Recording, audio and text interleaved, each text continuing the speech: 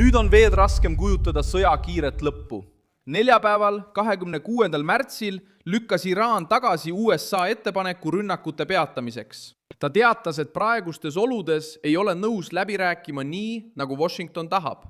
Donald Trump ütles, et Teheran peab kiiresti asja tõsiselt võtma, muidu jätkuvad pommitamised. See juhtuski. Diplomatia pole surnud, kuid on kõrges ohutsoonis sõjaliste ähvarduste, poliitilise surve ja narratiivi võitlusega.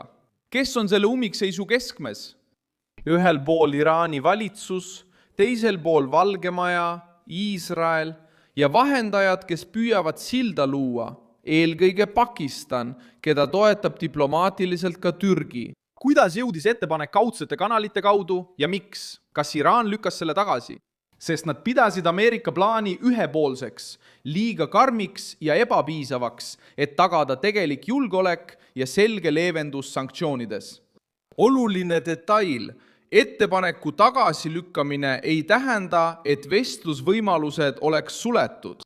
Kõige usaldusväärsemad andmed seni näitavad, et vahetuks ametlikuks läbirääkimiseks puuduvad konkreetsed plaanid.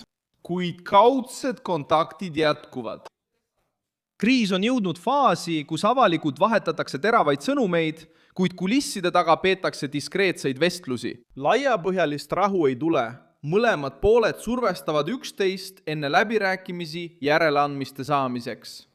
Esimene takistus kokkuleppele on nõudmiste vaheline tohutu lõhe. Ameerika Ühendriigid tahavad tabada Iraani strateegilise võimekuse tuuma, esitades karmid nõudmised tema tuuma- ja raketiprogrammi kohta. Iraan nõuab omakorda garantiisid uute rünnakute vastu ja kompensatsioone sõja eest. Ja kokkulepet, mis ei jätaks teda oma rahva ja liitlaste ees kaotajana paistma. Kui üks pool räägib desarmeerimisest ja teine suveräänsusest ning hüvitistest, jääb kompromiss väga kitsaks. Teine takistus on usalduse puudumine. Washington süüdistab omakorda Iraani läbirääkimiste kasutamises aja võitmiseks. Selline õhkkond takistab kõike, kui puudub isegi minimaalne usaldus. Iga paus tundub lõksuna, iga viibe näib olevat bluff ja iga ettepanek tundub ettevalmistusena järgmiseks rünnakuks. Seetõttu püsib vestlus paberil elus, kuid on tegelikkuses nii habras. Kolmas takistus on Iisrael, isegi kui vahendus käib. Reuters teatas, et Iisrael eemaldas Pakistani surve tõttu oma sihtmärkide nimekirjast vaid ajutiselt 2 olulist Iraani nime. Ja Iisraeli võimud jäävad seisukohale, et ükski Iraani juht ei ole lõplikult kättesaamatu. See muudab kõike, sest läbirääkimised liiguvad edasi ainult siis, kui sõjaline leer lõpetab kriisi edasisurumise. Kui rünnakud jätkuvad, järgneb poliitika sõjale, mitte vastupidi. On veel üks tegur, mis hirmutab kogu maailma, majandus. Hormuzi väin on endiselt kriisi keskmes ja ebakindlus piirkonna suhtes mõjutab juba nafta hinda, börsse ja intressimäärasid. APA teatas, et Brenti hind tõusis ja ülemaailmsed turud langesid taas pingete suurenemise tõttu. Samal ajal on näiteks Lõuna-Korea valitsus juba teatanud erakorralistest meetmetest šoki leevendamiseks.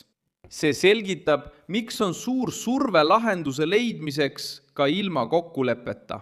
Nii et nüüd on kõige ausam vastus sõda paralleelse diplomaatiaga. Iraan ei nõustunud läbirääkimisi pidama esitatud tingimustel, kuid ei sulgenud ka täielikult ust vahendusele. Ameerika Ühendriigid näevad veel kokkuleppe võimalust, kuid jätkavad uute rünnakute ähvardustega. Järgmised tunnid ja päevad tõotavad tulla pingelisemad, rohkemate avalike sõnumite ja kaudsete kontaktidega. Ja ohtlik tunne, et üks valearvestus võib kõik taas plahvatama panna.